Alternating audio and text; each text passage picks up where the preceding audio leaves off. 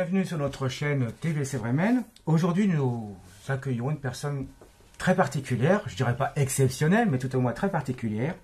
Vous êtes de Valette, Doriane Labro, et vous faites un métier qui est particulier aussi. Et vous avez créé ce qu'on appelle l'arbre-source. Alors, est-ce que vous pouvez nous expliquer ce qu'est l'arbre-source? Alors, l'arbre-source, déjà, il y a deux mots qu'on entend dans cette appellation, donc l'arbre et la source. Donc, je suis ce qu'on appelle un conseil de santé humaniste, et dans cette appellation de conseil de santé humaniste, j'accompagne la fin de vie et j'accompagne le deuil, plus particulièrement. Et puis autour de ces accompagnements de la fin de vie et du deuil, il y a des activités qui sont mises en place, telles que des cercles de parole, telles que des conférences publiques, telles que des séances de relaxation, de méditation, telles aussi des rencontres littéraires qui ont lieu une fois par mois à Nantes. Elles ne sont pas encore arrivées jusque dans le vignoble, mais je cherche un lieu. Si quelqu'un m'entend, je veux bien, voilà. Et ces rencontres littéraires, elles tournent autour de la fin de vie et du deuil, et elles sont faites pour inviter les personnes qui le souhaitent à venir parler de la perte d'un être cher, d'écouter peut-être des textes, puisqu'on vient avec des textes et avec des livres, et peut-être aussi, puisque des gens se sentent capables d'écrire quand ils sont face à la douleur d'avoir perdu un être cher, de partager avec nous le très beau texte qu'ils ont écrit dans ce moment-là. Voilà. Et ça permet en même temps de pouvoir remettre sur le devant de la scène, puisque c'est comme ça que je le dis, la mort et le deuil, parce que cette société a un vrai problème avec ces deux problématiques-là. Alors comment faites-vous pour accompagner justement, soit le futur défunt qu'on va dire, ou et bien entendu les proches, pour la fin de vie?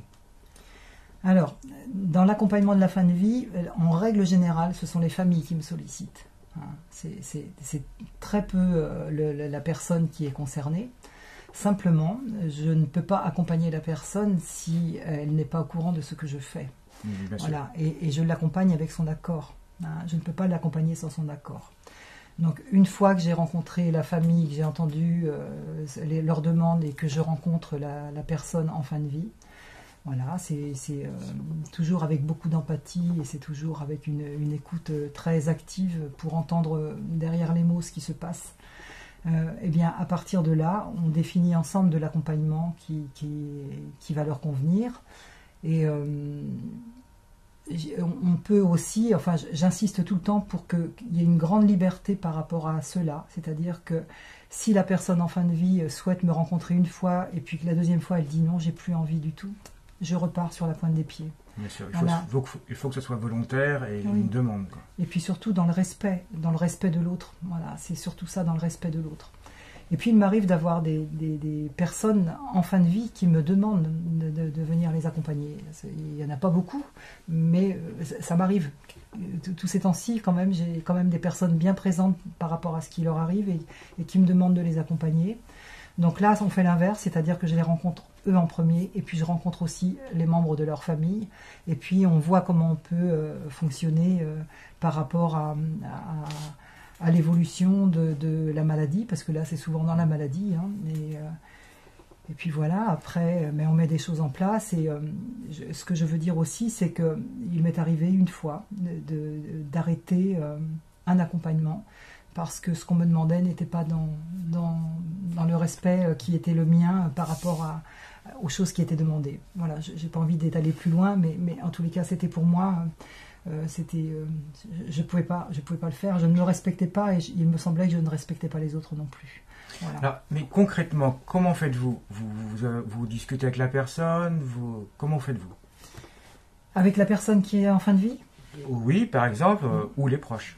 Alors, c'est différent, je suppose, vous intervenez pas pareil. Avec la personne qui est en fin de vie, parce qu'en règle générale, l'accompagnement se passe en deux temps. Soit on va me demander d'accompagner que la personne en fin de vie, et puis juste avoir un petit échange comme ça, très court, avec les membres de la famille qui m'auront demandé. Ou soit je commence par la personne en fin de vie, et je continue avec les membres de la famille qui ont envie. et puis quelquefois ensemble, parce qu'on a besoin aussi de partager des choses, et puis que j'entends d'un côté des membres de la famille qui ont des regrets, des choses à régler qui ne sont pas réglées, ou de la personne en fin de vie, parce que c'est vrai que très souvent, aujourd'hui, les personnes qui meurent veulent partir clean, entre guillemets, voilà, donc veulent mettre les choses en ordre, veulent régler tout ce qu'il y a encore à régler. La réflexion que je fais, moi, c'est que c'est bien dommage d'attendre ce moment-là pour pouvoir le faire, que c'est pendant notre vie à nous qu'il faut déjà régler ces problèmes-là. Mais bon, c'est comme ça, j'ai pas de jugement à porter, et c'est à ce moment-là, moi, que j'interviens. Donc je peux échanger avec la personne en fin de vie, et je chemine avec elle à sa hauteur. Je ne suis ni devant ni derrière, je suis vraiment là où elle est. Vraiment là où elle est. Si je sens chez elle des freins, s'il y a des moments où elle va être dans le déni, s'il y a des moments où elle va être dans la colère, etc.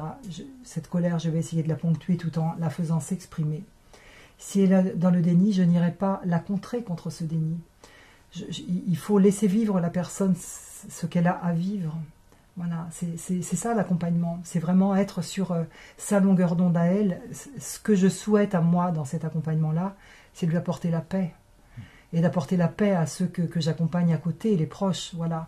À partir de cela, ça lui permet à lui, celui qui meurt, de commencer à faire son deuil, à se préparer à quitter les siens, à quitter tout ce qu'il aura aimé, toute sa vie, tout ce qu'il aura animé dans sa vie.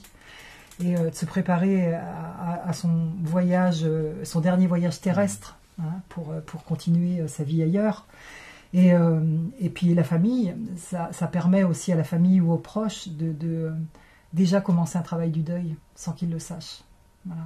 C'est ça, hein, le travail de la fin de vie, le travail de l'accompagnement, en tous les cas, qui est le mien, celui qui m'anime. Et pourquoi est-ce que les personnes ont-elles vraiment besoin de votre service ? Ça, c'est à elles qu'il faut leur demander, je pense. Voilà, il y a une vraie peur par rapport à la mort. Pourquoi ? C'est parce que c'est tabou, ou les gens ont peur d'en parler, ou ils sont pas prêts ? Je pense que d'abord la société en 50 années a tout fait pour ça, a tout fait pour occulter la mort et pour occulter le deuil. Aujourd'hui, on est dans une société qui va très vite, qui est matérialiste, hein, donc il faut passer très vite à tout, et on se retrouve avec des personnes qui sont dans la souffrance, et puis il y a aussi un fait réel par rapport à la mort, par exemple. Moi, j'observe une certaine génération de personnes, comme ma génération à moi, par exemple. Hein, moi, j'ai 59 ans. Hein.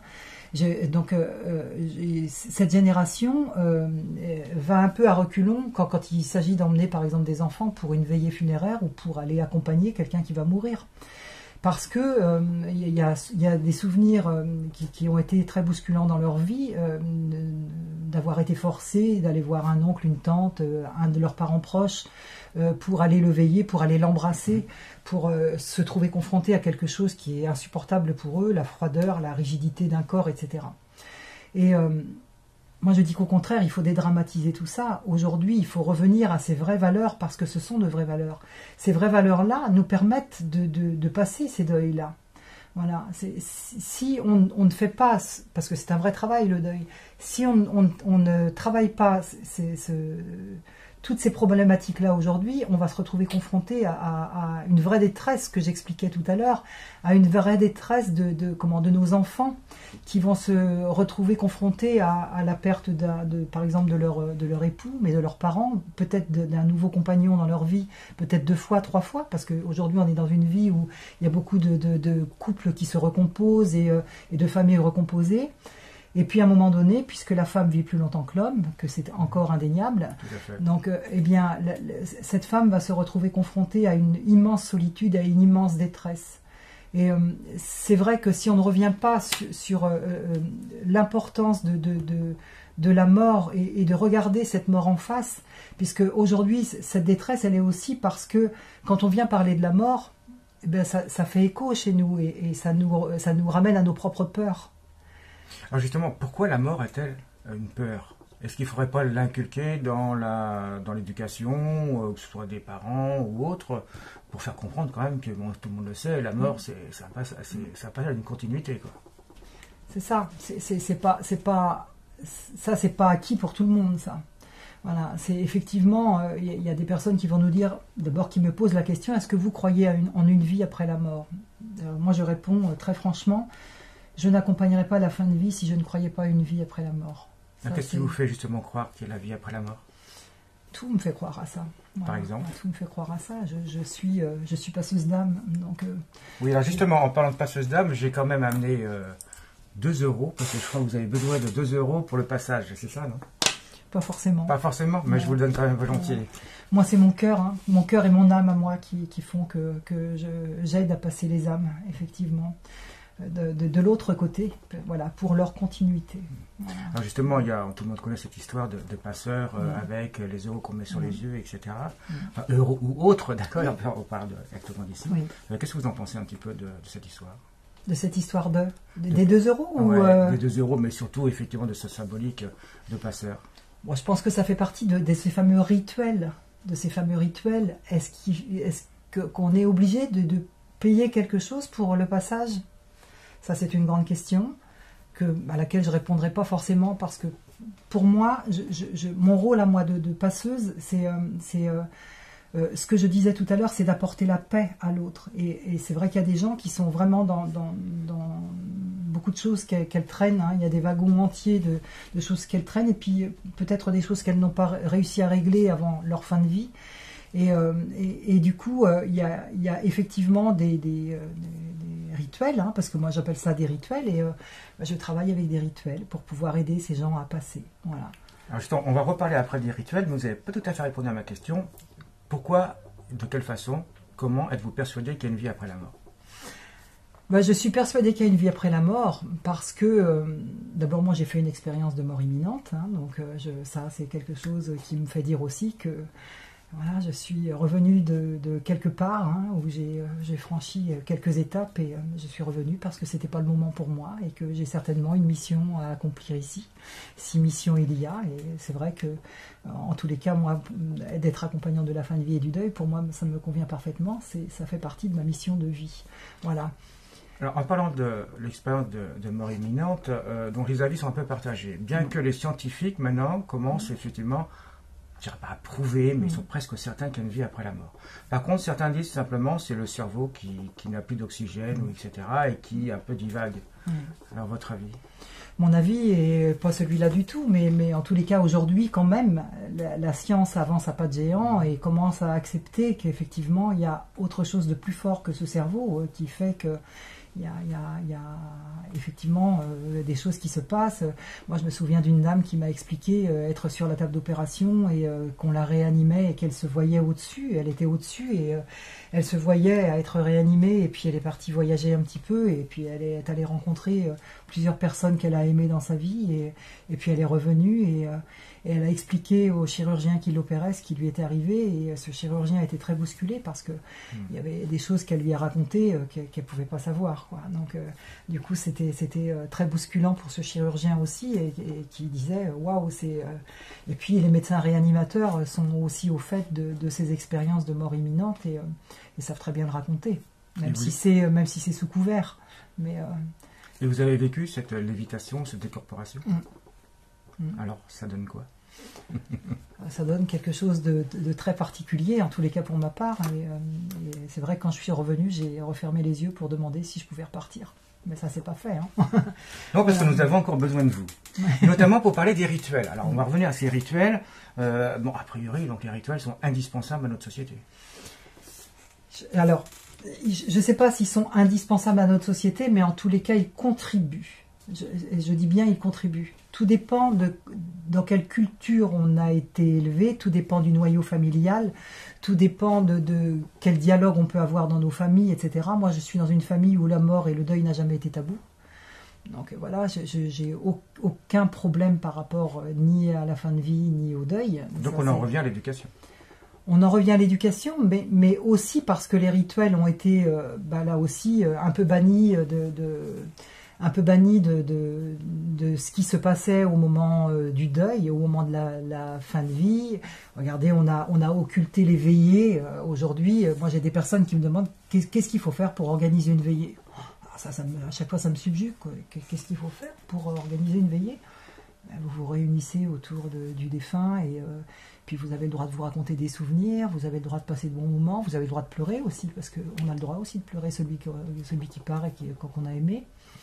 Voilà, donc c'est vrai que les gens ne savent plus trop comment faire, ne savent plus, ou alors vont personnaliser aujourd'hui vont personnaliser des rituels, vraiment. On est parti d'une société du collectif, en fait.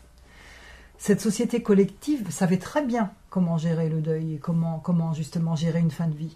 Il y avait une solidarité à ce moment-là. Hein. Il y avait vraiment quelque chose qui s'instaurait. Les gens étaient... Puis il y avait aussi la marque de reconnaissance. Quelqu'un qui était dans le deuil était quelqu'un qui portait des habits noirs. Aujourd'hui, le noir est devenu une couleur à la mode.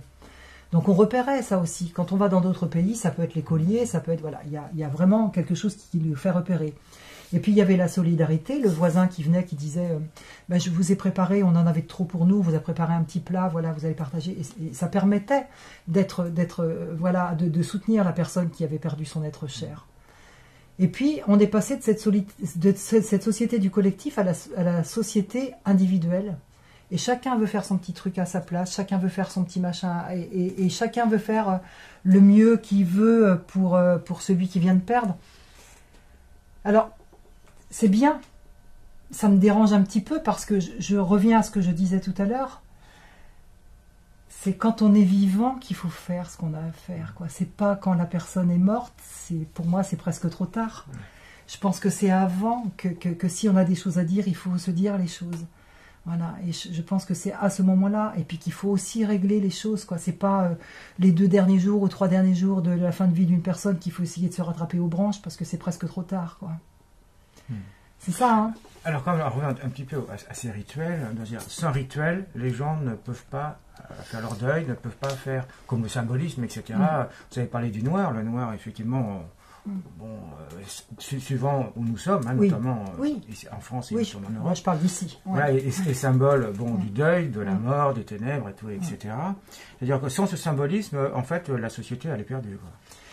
Alors, pas forcément.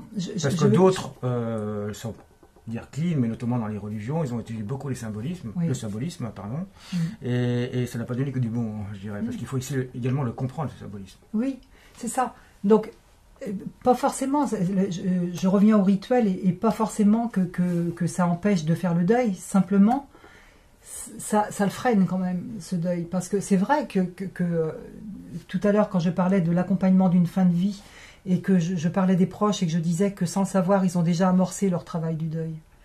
C'est vraiment ça, c'est vraiment... en fait, on instaure des rituels là aussi, même dans cet accompagnement, on va instaurer des rituels. Ce qu'on appelle des rituels, c'est pas forcément des choses qui sont écrites et qui sont...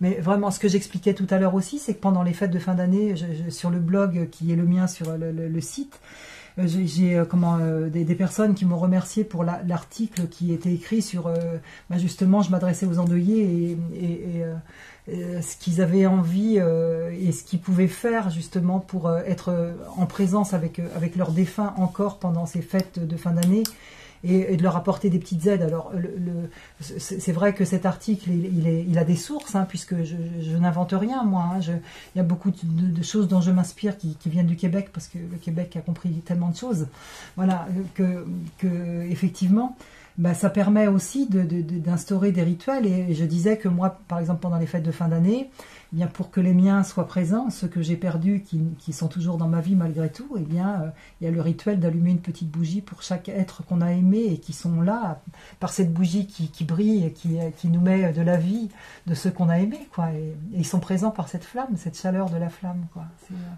Voilà, c'est tout simple, hein, mais les rituels contribuent à nous adoucir aussi, à adoucir notre cœur et notre âme, parce que c'est quand même l'âme derrière qui est la plus importante. Et en participant à tout ça, en participant à toutes ces choses-là, ça va nous permettre, nous, de nous préparer aussi à notre propre mort. Voilà, et de nous préparer en embellissant l'intérieur de notre être pour cela. Voilà, parce que c'est aussi ça, hein. C'est à partir du moment où on commence à travailler aussi sur tout ça, à se dire je me sens mieux maintenant, moi, dans mon être intérieur, en travaillant sur la relaxation, sur la méditation, pour se retrouver dans l'instant présent, parce que l'instant présent, on en parle beaucoup, mais L'instant présent, il est vraiment présent en chacun de nous si on veut bien y porter attention. Voilà. Et du coup, quand on commence à porter attention à toutes ces choses-là, bah, c'est de se dire aussi que, parce qu'on parle, j'ai entendu une émission il y a deux jours là, sur une radio qui parlait du bonheur, et ça m'a fait sourire énormément, quoi, parce que ça fait très longtemps, quoi, que ben, le bonheur, il est partout, il est dans un rayon de soleil, il est dans la tempête qu'on a pu avoir un peu hier, il est aussi dans la pluie, il est aussi dans l'arc-en-ciel, et il est dans le petit oiseau qui vient manger sur ma terrasse, ce petit rouge-gorge qui vient et qui me regarde chaque jour. Enfin, voilà, tout ça, ça fait partie du bonheur. Et puis, quand j'accompagne une fin de vie, et que même si cette fin de vie, elle est dans sa phase terminale, de me dire en repartant, je suis heureuse, moi, parce que là, j'ai fait quelque chose qui me permet, moi, d'être d'un pas allégé. Et je contribue à une fin qui est apaisée, et je contribue aussi à donner aux proches qui sont là toute ma sympathie, toute mon empathie, et je suis à leur écoute, quoi. Pour moi, tout ça, ça fait partie de ça. C'est un cadeau, hein, c'est un cadeau de la vie. Voilà, parce que ça fait partie de la vie, la mort fait partie de la vie. Voilà. Alors justement, je voulais en venir. Vous parlez de fin de vie terrestre, mais qui est un début d'une autre vie, de l'au-delà. Est-ce qu'un défunt peut nous faire un signe au moment qu'il s'en va, par exemple? Oui, il peut, sans doute. Par exemple, qu'est-ce qu'il peut nous dire? Comment est-ce qu'on peut arriver à croire que tout va bien pour lui et qu'on devrait plutôt être heureux? Mais je pense que c'est à soi d'être très attentif à ce qui se passe autour de soi à ce moment-là. C'est aussi à soi d'être peut-être ouvert déjà avant à tellement de choses. Voilà. Je vous parlais de la méditation qui permet aussi justement d'être ouvert à soi. Et puis tout dépend du lien qu'on peut avoir avec la personne qu'on va perdre. Et puis, derrière, eh bien, c'est pas suffisant de demander qu'on me fasse un signe. Hein. Moi, je me souviens d'une jeune femme qui m'a demandé, dans la perte d'un de ses enfants, qui m'a dit ça fait 1 an et j'arrête pas de demander des signes et je ne trouve pas de signes. Et je lui dis mais plus vous demanderez, peut-être que moins vous verrez. Et en fait, j'ai eu un petit coucou il n'y a pas longtemps et elle m'a expliqué ce qu'elle avait vécu. Et voilà, donc je pense que c'est à nous d'être attentifs aussi à ce que portait celui qu'on a aimé qui est décédé et à ces signes peut-être qu'il peut nous envoyer. Voilà. Après, tout est interprétation. Moi, je n'abonde pas dans ce sens-là et je n'appuie pas dans ce sens-là. C'est l'expérience de chacun, c'est le vécu de chacun, parce que c'est vrai que j'entends de temps en temps des choses. Il faut être aussi dans la prudence de ça, parce qu'il y a des personnes qui me racontent des choses, je suis très sceptique. Voilà, par rapport à ce qui est raconté, donc je ne peux pas appuyer non plus. Voilà, moi j'y vais avec toute la prudence possible, mais c'est l'expérience de chacun, c'est le vécu de chacun. Il faut bien aussi reconnaître ça, quoi. Mais je pense que quand on demande et quand on demande avec son cœur, je pense qu'il n'y a pas d'autre possibilité que celle-là. Je pense que c'est avec son cœur, et demander avec son cœur et son âme, parce que j'en reviens encore à l'âme. Et à partir de là, je pense qu'il y a des choses qui viennent à nous et qui nous montrent effectivement que il y a une vie après la mort et que les êtres qu'on a aimés continuent d'évoluer dans leur sphère à elles. Et que je me souviens d'un monsieur qui m'avait dit, qui avait fait une expérience de mort imminente, qui m'avait dit si tout le monde savait, tout le monde voudrait mourir. Alors, sans aller jusque-là pour l'instant, oui. Vous aidez les gens, bien entendu, on a bien compris, mais notamment également avec la participation, la création de séminaires et d'ateliers, c'est ça? C'est ça, oui. Alors, comment ça se passe un peu ces séminaires, ces ateliers?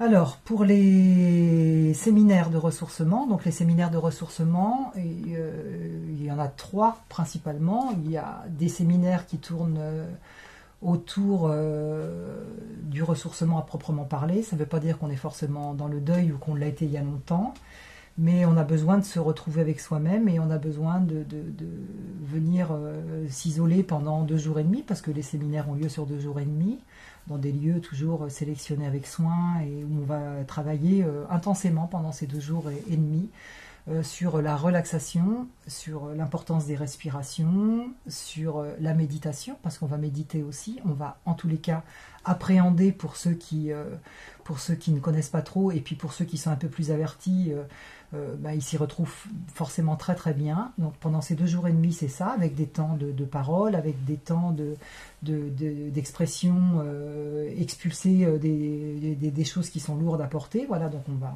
travailler d'une certaine manière à ce moment-là.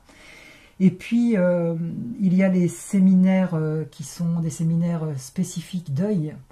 Alors, il y en a 2 séminaires spécifiques deuil. Il y a un spécifique mixte, donc qui est hommes et femmes qui sont dans le deuil et qui se déroule aussi sur 2 jours et demi. Et là, on va venir travailler sur son deuil. Donc ça, c'est quelque chose qui est très profond. On va parler des expériences qu'on a pu avoir dans la perte d'un être cher, et on va venir vider un petit peu tout ce qui traîne. Et puis, on va faire plein d'exercices. Là aussi, on va travailler. On va voir aussi beaucoup de passages dans la nature, comme puisqu'on est dans un séminaire de ressourcement. Et le 2e séminaire spécifique deuil, il est adressé plus particulièrement aux hommes, parce que les hommes n'aiment pas trop s'exprimer devant les femmes. Voilà, c'est vrai. C'est vrai. Oui, c'est vrai. Pourquoi donc? Voilà, ils n'ont pas envie, je pense, de s'épancher devant les femmes. On leur a dit depuis leur putain d'enfance qu'un homme, ça ne pleurait pas. Oui. Voilà. Mais c'est ancré chez l'homme, ça. Oui, et il peut pleurer. Bien sûr qu'il peut pleurer. Mais j'ai des hommes qui viennent dans des ateliers avec des femmes et qui pleurent. Bien sûr. Voilà. C'est important, ça aussi, de pleurer. Une autre chose que je trouve très très intéressante, c'est les rencontres littéraires. Oui. Alors. Donc les rencontres littéraires, elles se déroulent, ce que j'expliquais tout à l'heure, elles se déroulent sur 1 fois par mois à Nantes, à la librairie gourmande Le Loup, donc, qui est juste à côté du CHU.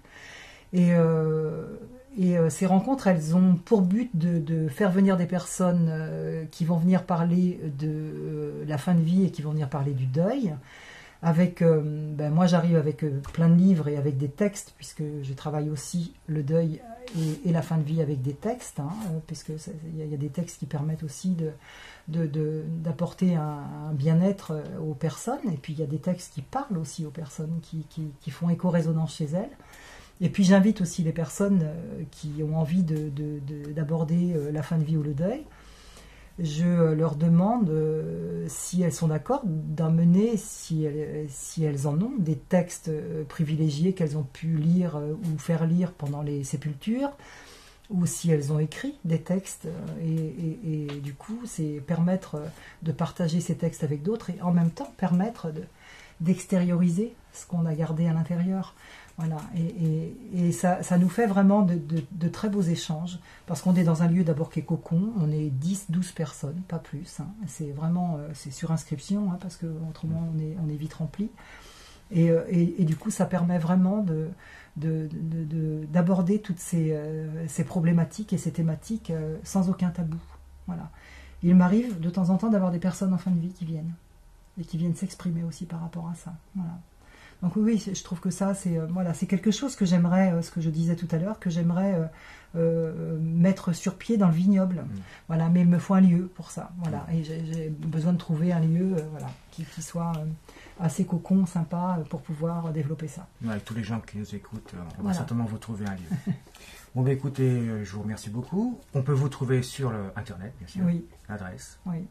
L'adresse sur Internet, c'est www.l'arbresource tout en attaché.fr. Et là, on a tous les renseignements, mais on peut également vous appeler, je suppose. Oui. Donc, il y a tout. Il y a mon téléphone aussi. Il y a vraiment tout ça. Mon téléphone, c'est 06 67 05 83 26.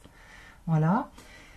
Moi, j'aurais bien quelque chose d'autre à dire. Oui. Pour conclure, je crois que vous avez un très joli texte. Voilà. Alors, déjà, avant le texte, je voudrais juste reprendre ce que j'ai écrit sur le blog. C'était le premier article que j'avais fait, que je comparais la mort avec la naissance et la mort. Et le texte que je vais lire après tombe parfaitement par rapport à tout ce qu'on a dit, mais ce que j'ai écrit dans ce blog, c'est que je disais que notre société a aujourd'hui à relever un véritable défi, celui de réapprendre ensemble à accompagner la fin de vie, la mort et le deuil qui suivra. Une société trop lisse, où tout va bien dans le meilleur des mondes, est une société qui s'appauvrit. Et c'est vraiment ça. Aujourd'hui, moi je me rends compte, parce que je vais aussi en structure, et je me rends compte de cet appauvrissement-là. Voilà. Et puis, puisqu'on a parlé de la relaxation et surtout de la méditation, je voudrais lire un texte très court de Thich Nhat Hanh, donc, qui est vietnamien et qui enseigne sur la méditation. Et ce texte s'appelle « La vie possède 2 dimensions ». Et ça dit ceci. Une dimension historique qui permet à l'être humain de construire son identité par la vie et la mort, les hauts et les bas, les commencements et les fins. Une dimension ultime qui, quant à elle, permet de comprendre avec acuité que ces notions ne sont que des concepts. À mesure que votre solidité et votre liberté croîtront, vous découvrirez le fond de votre être, dimension ultime de la réalité. Là, la porte d'une perspective sans naissance et sans mort s'ouvrira. Une image volontiers utilisée pour illustrer les 2 dimensions de l'existence est celle de l'eau et des vagues. Les unes sont hautes, les autres moins. Certaines sont belles, d'autres pas. Toutes ont un début et une fin. Cependant, en touchant les vagues, on comprend qu'en profondeur, elles ne sont faites que d'eau, et que du point de vue de l'eau, il n'y a ni début, ni fin, ni haut, ni bas, ni naissance, ni mort. Lorsqu'on touche l'eau en profondeur, c'est-à-dire le fond de l'être, on parvient à mettre en pratique ce vers. C'est dans l'ultime que je réside. En inspirant, dites ultime, et en expirant, dites je réside. Ce ne sont pas de simples mots. Mis en pratique, ils vous permettront de toucher un monde sans naissance ni mort. Effectivement, un très très joli texte pour conclure cette émission. Merci beaucoup à vous.